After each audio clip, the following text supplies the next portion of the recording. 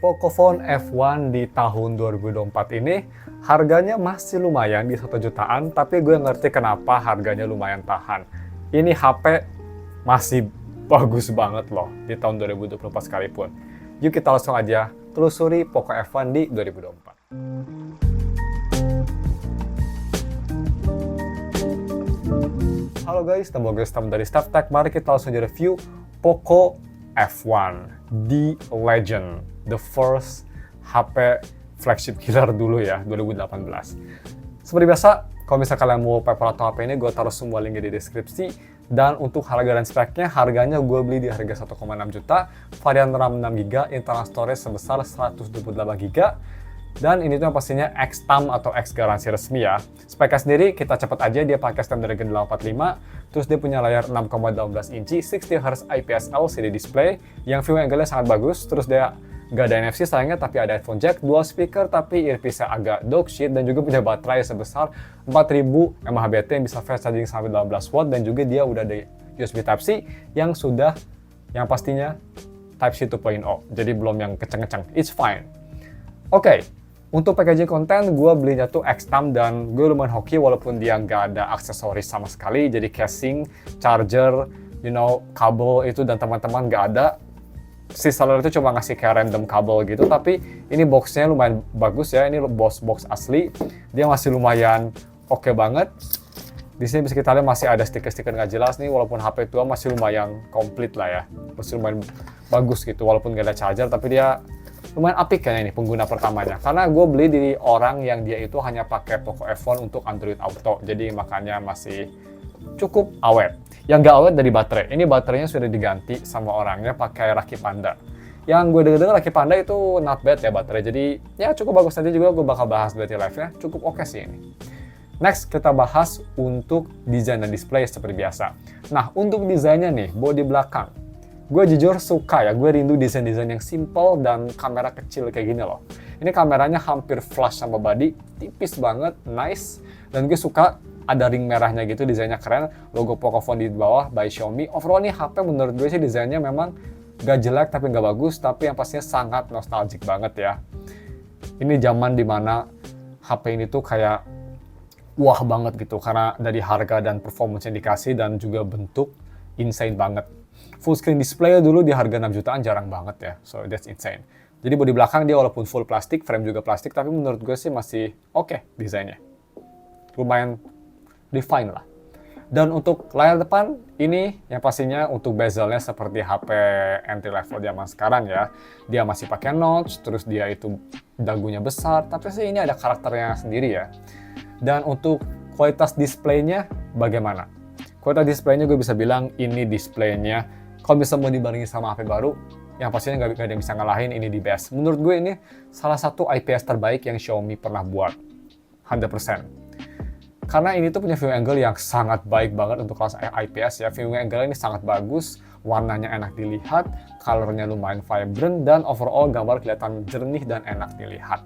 Kalau misal kita mau ke DRM Info ya untuk cek layarnya ini apakah support white color game mode, memang dia belum support. Tapi dia sudah support HDR10 dan sudah di Widefine L1. Jadi udah lumayan bagus ya. Biasanya kan HP Xiaomi yang tua gini masih L3. Kali ini kan resmi jadi udah L1. Dan untuk fingerprintnya, dia itu di belakang, di bawah kamera. Dia posisinya enak banget menurut gue, sangat ergonomik. Kecepatannya juga bisa kita lihat khas HP Xiaomi ya. Bukan yang paling cepat, tapi dia udah cukup cepat dan yang pastinya sangat reliable. Mau kondisi tangan gue lagi basah dikit, lembab atau kering, masih bisa nge-scan dengan baik. Nice. Terus untuk visibilitas di bawah sinar matahari, ini sorry gue B-rollnya kekorap jadi gue nggak bisa ngeliatin kalian, tapi dia visibilitasnya cukup bagus juga. Not the best tapi cukup bagus, kayak HP 2-3 jutaan zaman sekarang. Kalau terik matahari memang jadi gelap tapi masih usable. Ya kayak gitulah, sekitar 600 nits, 400 nits gitu. Cukup oke menurut gue. Untuk harganya apalagi acceptable. Dan untuk haptic sensitivitas, ini yang lumayan kontroversi pada zamannya nih. Si touch sensitivitasnya gimana? Untuk touch sensitivitas di HP ini, setelah update sampai MIUI 12, update terakhir yang Pocophone F1 dapat, ini touch delay-nya memang nggak seburuk kayak dulu. Tapi masih ada, karena ini memang kayaknya core issue-nya tuh dari HP-nya sendiri ya. Jadi touch-nya sendiri memang dia udah lebih responsif, lebih enak, tapi untuk ngetik keyboard, kalau misalnya kalian ngetik keyboard cepet, itu kerasa kayak ada jadi makin delay touch-nya, apalagi kalau misalnya buat main game rhythm, nanti gue bakal bahas di game performance, ini gak enak banget. Tapi overall untuk day-to-day usage, touch-nya sudah much better menurut gue. Nggak sebagus Xiaomi zaman sekarang, tapi much better. Haptiknya gimana? Haptiknya kerasa murahan, kerasa kayak HP 1 jutaan zaman sekarang lah. Dia haptiknya lumayan strong, tapi ini kualitasnya sangat murahan ya. Bener-bener kerasa buzz-buzznya lah. Not good. Next kita bahas untuk audio quality. Ini yang bagus banget karena HP ini masih sangat versatile. Yaitu pertama masih ada headphone jack, posisinya di atas, dan ini kualitas headphone jacknya cukup remarkable menurut gue. Dia punya sound signature yang khas HP Xiaomi. Jadi balance sedikit warm, ya mirip-mirip Apple juga sih sebenarnya. Dan gue coba tes pakai headphone Cos Porta Pro yang dia itu V-shape fun dengan soundstage yang luas. Gue coba tes pakai Cos Porta Pro, di HP ini bisa ngedrive dengan baik, volume sekitar 60% udah cukup keras, very nice, dan bisa mempertahankan sound signature dari Cos Porta Pro. Overall, suara pakai Cos Porta Pro masih jernih, soundstage cukup bagus, dan suara kerasa punchy, bulat, dan crispy, enak lah pokoknya. Dan untuk speakernya, untuk unit gue, speaker earpiece-nya udah agak kecil ya, mungkin ketutupan debu, harus dibersihin. Tapi memang pas pertama rilis juga ini speaker ya, inget banget speaker di earpiece itu benar-benar useless, kecil banget suaranya pas pertama rilis pun. Dan untuk kualitas speakernya gimana? Dia ini stereo tapi bisa dibilang mono aja karena speaker earpiece-nya agak nggak ngebantu. Tapi untuk speaker ini udah sangat bagus menurut gue ya. Ya bisa bersaing lah dengan HP zaman sekarang yang 2 jutaan mah. Dia kerasa rich suaranya, bassnya cukup oke, balance, dan vokalnya cukup jernih. Yang gue suka dia punya imaging atau separasi instrumen juga cukup bagus. Detailnya cukup oke, cukup kedengeran. Ya untuk lebih detailnya ini deh speaker testnya, gue rekomen kalian pakai headphone biar bisa ngedengerin lebih detail. Kalian dengerin deh suara kayak gitar-gitar gitu, kedengeran banget di HP ini. Pretty good. Check it out.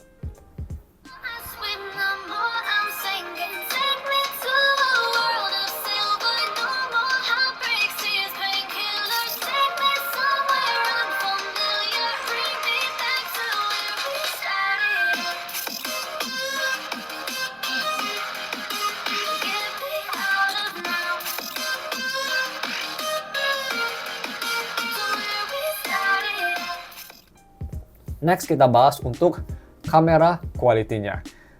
Ini kameranya di belakang 2 kamera, tapi sebenarnya yang berguna hanya 1 ya. Dia main kamera 12 megapiksel, dan kamera keduanya itu 5 megapiksel depth sensor. Untuk video recording ini bisa di 4K 60, tapi yang ada electronic image stabilization hanya di 1080p 30 fps. Sedangkan kamera depan dia itu 20 megapiksel. Sebelah kamera depan ada IR blaster buat Face ID, dan dia itu bisa nge-record sampai resolusi 1080p 30 fps tanpa IIS untuk kamera depan. Nah, kualitas fotonya bagaimana nih? Mungkin kalian bertanya. Pas pertama rilis Poco F1, kualitas fotonya bagus untuk harganya. Dan zaman sekarang gue bisa bilang kualitas fotonya ini mungkin berkat sensor kamera yang memang bagus, ditambah lagi dengan chipset X flagship, masih oke banget. Ini kualitasnya gue bisa bilang sangat bagus. Dibanding sama HP 1 jutaan sih, ini masih lebih bagus menurut gue. Dia kamera belakangnya dynamic range-nya bagus, warnanya oke, dan vibrant dan clear. Mungkin kontrasnya agak gelap ya khas Pocophone F1 zaman dulu juga gitu, tapi overall kualitas foto cukup bagus. Dibandingin sama HP zaman sekarang juga bisa kita lihat ya tadi, masih oke ya, masih oke menurut gue. Masih bisa bersaing. Dan untuk foto low light juga ya gue foto dikit-dikit, ada night mode, cukup bagus. Memang dia gak terang banget, masih ada noise, tapi masih acceptable dan masih instagramable untuk foto malam hari. Selfie-nya bagaimana? Selfie-nya juga cukup oke. Even kondisi di belakang ada cahaya, bisa kita lihat tuh gue foto di belakang sinar matahari, masih bisa nangkep subjek dengan baik, dan overall dari detail, sharp, warna bagus, dan juga exposure cukup oke, nggak terlalu nge-expose. Terus untuk video recording, HP ini bisa nge-record sampai 4K 60, 4K 30, atau 1080p 60, 30 fps. Bener-bener versatile banget ya buat kalian mungkin mau nyari HP 1 juta untuk video recording. Ini lumayan oke lah, bisa 4K 60 walaupun dia nggak ada stabilisasi, dan kalian nanti bakal lihat ya, tanpa stabilisasi HP ini memang jelek banget, sangat goyang. Tapi kalau misalkan kalian kayak gini ya, buat unboxing kayak gini, ada value-nya, 4K 60 di asalkan stable masih sangat bagus. Anyway, ini dia sampelnya pakai 4K 60 dan 1080p 30 buat ngetes electronic image stabilization. Sebelumnya, sorry itu gua tes di mobil karena Bandung lagi hujan terus pas akhir Desember awal Januari, jadi gue nggak bisa keluar, nggak bisa sering keluar, so I'm sorry about that. Anyway, check it out. Oke guys, so ini dia video recording pakai resolusi 4K 60 fps. Sorry kita nggak bisa jalan di luar karena hujannya mulai deras, so I'm sorry about that. Begini ya, ini cuaca lumayan mendung, jadi kalian bisa nilai juga gimana nih kualitasnya. Untuk gelap ini juga masih lumayan bagus ya. Dan yang gue lumayan salut, ini mikrofonnya bagus banget suaranya, so that's pretty good. Dan ini 4K ya, jadi kalau misalnya ada jegulukan, ini yang pastinya nggak ada electronic image stabilization sama sekali. Langsung aja kita switch ke 1080p 30 fps buat ngeliat si electronic image stabilization. Oke guys, ini 1080p 30 fps. Sorry kalau nggak kedengeran, bisa kelihatan hujannya makin deras di depan tuh. Sudah deras banget ya, kayak kabut. Damn. Jegulukan di stabilisasinya. Bam, stabilisasinya menyala tuh. Lebih kerasa ya daripada 4K. Ini HP masih bagus banget menurut gue. Untuk kalau misal kalian videonya diam di tempat, 4K 60-nya mantep banget. Dan ya ini hujannya gila banget, makin deras. Dalam waktu 5 detik ya, switch dari 4K ke 1080p langsung deras banget. Damn. Tapi ya, maksudnya kita moving on ke gaming performance-nya yang masih sangat bagus banget. Let's go. Dan moving on ke gaming performance-nya, menurut gue ini sangat insane. Masih bagus banget ini gaming performance-nya. Spoiler alert ya, minggu depan gue bakal tes gaming performance di HP ini lebih detail. Kita bakal ngetes 5 game. Dan kita bakal ngetes juga temperaturnya minggu depan ya. Jadi stay tune aja. Ini kita bakal gaming testnya simpel aja. Gue bakal tes game yang mid range, yaitu Honkai Star Rail. Itu gue di settingan medium setting, FPS 60 fps. Bisa kita lihat, yang gue salut dia nggak ada stutter sama sekali. Pretty insane. FPS kira-kira hovering di antara 45 average, maksimum 60, dan minimum kira-kira sekitar 30 fps-an. Cukup bagus lah menurut gue. Ini performance-nya masih oke banget medium setting Honkai Star Rail. Masih sangat-sangat mantap.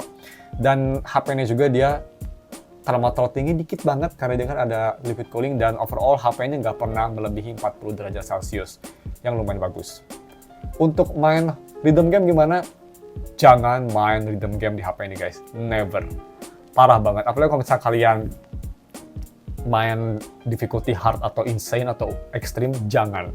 Ini gua tes main Bandori ya, di difficulty extreme, itu 26 difficulty-nya Bandori, dan oh my god guys, ini HP kalau misalnya banyak note dia langsung gak mau ngerespon sama touch, kayak kerasa banget delay-nya.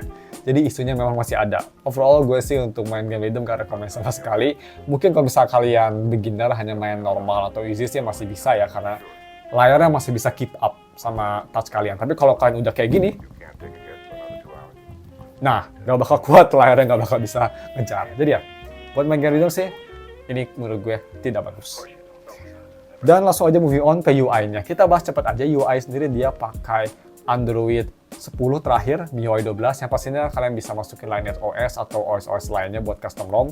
Tapi ini masih raw, out of the box, last version di MIUI 12. Performanya gimana? Mungkin kalian penasaran. Performanya masih keren banget, bisa kita lihat ya. Launch aplikasinya memang bukan flagship level lagi, tapi masih sangat cepat di harganya. Multitasking masih oke banget, dan overall UI kerasa smooth dan lumayan snappy. Masih bagus banget sih. Kecuali ya touch delay-nya ya, tapi selain itu ini untuk day-to-day performance kerasa kayak HP 2-3 jutaan zaman sekarang lah. Masih bagus. Dan sebenarnya kita bahas untuk battery life-nya. Jadi ini baterainya kan dia itu 4000 mAh, tapi sudah diganti pakai baterai Raki Panda. Dan gimana ketahanannya, gue bisa bilang not the best. Mungkin baterai Raki Panda ini juga udah mulai berumur, tapi ya cukup bagus sih, cukup konsisten. Dia udah ganti baterai pun dia nggak loncat-loncat, presentasinya masih akurat, that's pretty good. Dan untuk satu hari masih bisa kalau misal pemakaiannya medium, jadi sedikit ngambil foto dan mostly sosial media dan nonton video kayak YouTube dan teman-teman, ini HP masih bisa keep up dengan hal tersebut. Jadi mantap, baterainya masih kuat satu hari dengan screen on time kira-kira 5-6 jam ya. Jadi masih oke lah. Bukan terbaik tapi masih bagus. So, sebelum kita ke konklusinya, gue mau bahas kelemahan HP ini. Kelemahan HP ini sebenarnya di harganya nggak ada. Cuma satu aja sih. Dari touch delay-nya ya. HP zaman sekarang pun punya Xiaomi HP 1 jutaan nggak ada touch delay yang parah. Di sini touch delay-nya buat para game rhythm atau kalian tipe-tipe yang suka cepet-cepet gitu ya gerak-geriknya, kerasa ada sedikit delay di HP ini. Tapi overall itu hanya nitpick kecil. Overall sih untuk konklusinya menurut gue, kalau misalnya kalian bisa nyari ya 1,6 juta kondisi kayak gini dan masih bagus, dia nggak ada minus ya, pretty much hanya ganti baterai doang, ini HP bener-bener bargain banget guys. Ini HP bener-bener worth it banget menurut gue di harga 1,6 juta. Buat para gamer, mungkin mau nyari gamer kalian, gamer on budget, ini HP di best di harga 1 jutaan. Buat kalian mau nyari untuk video, ini HP juga di best untuk di harga 1 jutaan. Ditambah lagi nih HP resmi juga ya, jadi kalian nggak harus khawatir tentang email block. Mantep banget sih. Gue ngerti kenapa HP ini sampai sekarang masih banyak yang suka dan nggak pernah, atau HP ini tuh dia nggak mau mati ya, dia refuse to die. Gue ngerti kenapa. Jadi ya, mudah-mudahan Xiaomi bisa ngerilis HP kayak gini lagi. Nggak mungkin sih, tapi ya, ini sih benar-benar staple banget ya. Xiaomi tuh kalau setiap gue dengar nama Xiaomi, pasti di otak gue pertama inget tuh Redmi Note 7, Redmi 1S, dan Pocophone F1. Oke, cuma segitu aja video unboxing. Unboxing sih, video full review-nya. Kalau misalkan ada pertanyaan, bisa komen di bawah. Dan juga, kalau misalkan kalian punya saran gue mau nge-review HP apa selanjutnya, bisa komen di bawah juga. Thanks for watching. Semua link dari wallpaper dan HP-nya udah ada di deskripsi. Kita ketemu lagi minggu depan untuk gaming test HP ini. Dan video HP review lainnya. Stay tune. Thanks for watching. See you.